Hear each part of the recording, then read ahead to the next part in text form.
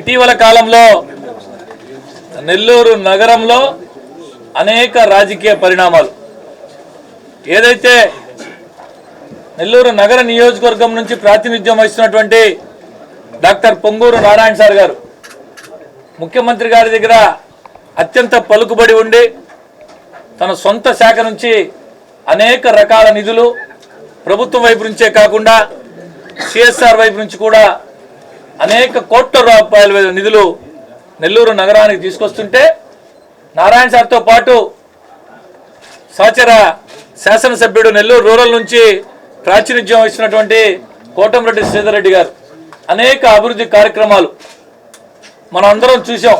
ఎన్నో 333 కార్యక్రమాలు ఒకే రోజు చేసిన కాడి నుంచి పూర్తి టైం లైన్ పెట్టి పూర్తి చేసేదాకా ఈ విధంగా ఎన్నో అభివృద్ధి కార్యక్రమాలు.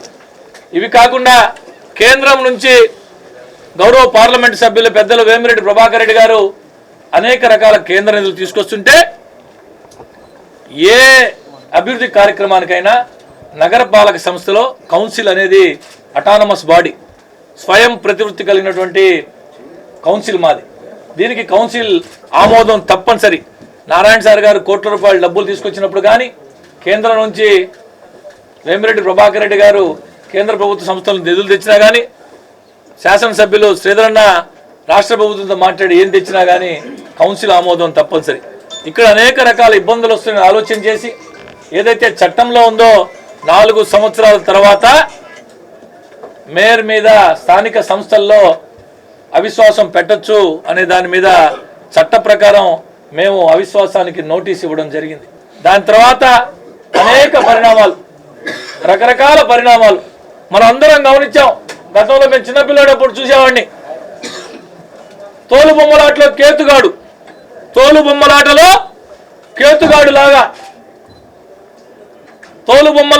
కేతుగాడు లాగా సీరియస్ సినిమాలో కామెడీ విలన్ లాగా, ఒక సీరియస్ సినిమాలో కామెడీ విలన్ లాగా ఒక ఆయన వచ్చి నాకంటే లేడు అని చెప్పి తాను నవ్వులు పాలవడమే కాకుండా తమ పార్టీని కూడా ఏదైతే మేము అవిశ్వాసానికి నోటీస్ ఇచ్చామో పక్క రోజే ప్రతిపక్ష వైఎస్ఆర్ కాంగ్రెస్ పార్టీ జిల్లా అధ్యక్షుడు కాకాణి గోవర్ధన్ రెడ్డి గారు కావచ్చు, నెల్లూరు నగర నియోజకవర్గ YSR Congress party incharge MLC Parvathareddy Chandrasekhar Reddy గారు కావచ్చు, నెల్లూరు రూరల్ నియోజకవర్గ వైఎస్ఆర్ కాంగ్రెస్ పార్టీ ఇన్ఛార్జ్ ఆనం విజయ్ కుమార్ రెడ్డి గారు కావచ్చు, ముగ్గురు ఒకే వేదిక మీద కూర్చొని జిల్లా పార్టీ కార్యాలయంలో, వైఎస్ఆర్ కాంగ్రెస్ పార్టీ జిల్లా కార్యాలయంలో ఈ అవిశ్వాసానికి మాకు ఎటువంటి సంబంధం లేదు, మేయర్ మా పార్టీకి సంబంధించిన వ్యక్తి కాదు, మా పార్టీకి ఈ అవిశ్వాసం సంబంధం లేదని స్వయంగా ప్రకటన చేస్తే కూడా తోలు బొమ్మలాటలో కేతుగాడు లాగా, సీరియస్ సినిమాలో కమెడియన్ లాగా ఒక ఆయన వచ్చి కిక్కుండాలబ్బా, కిక్కుండాలబ్బా, ఎటుపోయాడో పాపం తెలీదు, ఎక్కడున్నాడో తెలీదు. నిన్న ఎక్కడో చూసా, నేను నా ఆఫీసులో కూర్చోన్నాను, రండి మహాప్రభు రండి రండి రండి అని ఆయన సొంత ఛానల్ అదే ఏడు కూడా వచ్చుండాలా. 4th ఎస్టేట్, ఇదిగో ఇక్కడే ఉన్నాడు మా ప్రసాద్, పాపం లైవ్ చూస్తూ ఉంటాడు అక్కడ. 4th ఎస్టేట్, నేను ఆఫీసులో కూర్చోను, ఫోటో పెట్టి నేను ఆఫీసులో ఉన్నాను రెండో రాజకీయాలు.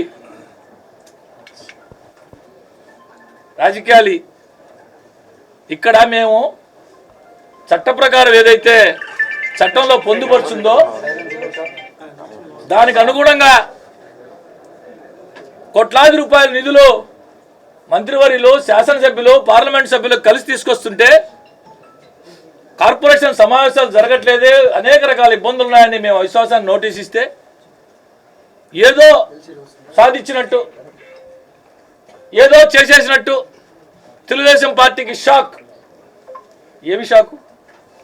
53 మంది సభ్యులుంటే 42 మంది సభ్యులు హాజరయ్యాం, 42 మంది సభ్యులు హాజరయ్యాం. ఇదే షాకు అని అడుగుతున్నా. ఎవరికి షాకో మీరే అర్థం చేసుకోవాలా. ఈ సందర్భంగా నెల్లూరు ప్రజలకి ఇటువంటి కాంబినేషన్ బహుశా అరుదుగా ఉంటుందేమో.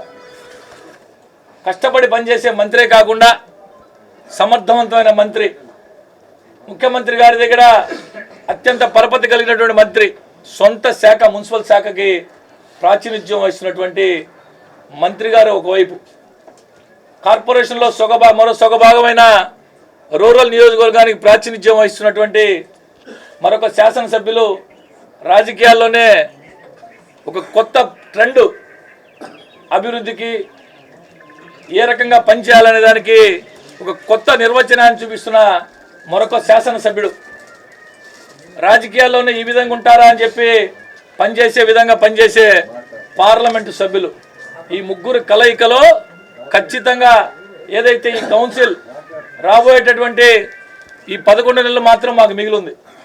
ఈ 11 నెలల కాలం ఖచ్చితంగా వీరందరి నాయకత్వంలో మేమందరం పనిచేసి మంచి పేరు తీసుకొస్తామని తెలియజేస్తూ ఒక ముఖ్యమైన అంశం మీ ద్వారా అందరికీ తెలియజేయాలనుకుంటున్నా. రూప్ కుమార్ని మేయర్ చేసేదానికోసం తెలియని కొంతమంది, అసలు చట్టం అంటే ఏందో తెలియని కొంతమంది అవగాహన లేకుండా మాట్లాడుతున్నారు. ఎవరో పనికి మాలినోళ్ళు అక్కడ కూర్చొని మాట్లాడేదానికి నిజం అని చెప్పి నమ్ముతున్నారు. మీ ద్వారా వాస్తవాలు అందరికి తెలియజేయాలనుకుంటున్నా. ఖచ్చితంగా నెల్లూరు నగర కౌన్సిల్ మేయర్ పదవి ఎస్టీ జనరల్కి రిజర్వ్ కాబడి ఉన్నది. తిరిగి ఎస్టీనే మేయర్ అవుతారు. మేయర్ రాజీనామా తర్వాత కావచ్చు, అవిశ్వాసం పెట్టి మేయర్ దిగిపోయినప్పుడు తర్వాత కావచ్చు, తిరిగి నూతన మేయర్ ఎన్నికయ్యేదానికి ఒక ప్రక్రియ ఉంటుంది. ఎలక్షన్ కమిషన్ ప్రక్రియ ఉంటుంది. ఇది దించేసిన రోజే కొత్త మేయర్ ఎన్నుకునేది కాదు. దీనికి ఒక చట్టం ఉంటుంది. ప్రతిదానికి చట్ట ప్రకారం మేయర్ రాజీనామా చేసిన తర్వాత కావచ్చు, అవిశ్వాసంతో మేయర్ దిగిపోయిన తర్వాత కావచ్చు, తిరిగి నూతన మేయర్ ఎన్నికయ్యేంత వరకు, కొత్త మేయర్ ఎన్నికయ్యేంత వరకు ఎవరైతే డిప్యూటీ మేయర్ ఉన్నారో వారు ఇన్ఛార్జ్ మేయర్గా కొనసాగుతారు. ఇది చట్టం.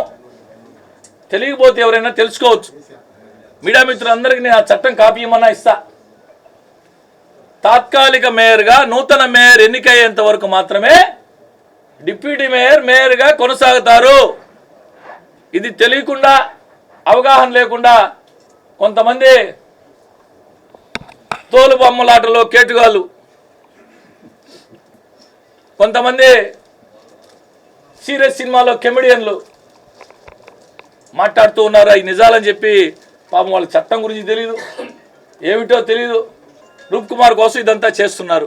కాబట్టి మీ ద్వారా అందరికీ, నెల్లూరు నగర ప్రజలకు కావచ్చు, ప్రతి ఒక్కరికి తెలియజేసుకుంటూ ఉన్నా, ఇందులో ఇదంతా కూడా చట్ట ప్రకారం జరిగింది, చట్టానికి లోబడి జరిగింది.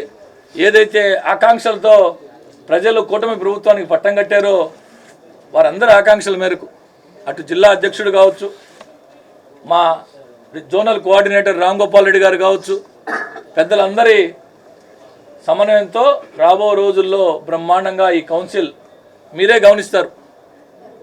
ఇప్పటికీ బిఫోర్ అండ్ ఆఫ్టర్ మీరే ఖచ్చితంగా ఆ వ్యత్యాసాన్ని గమనిస్తారని చెప్పి ఈ సందర్భంగా తెలియజేస్తున్నారు.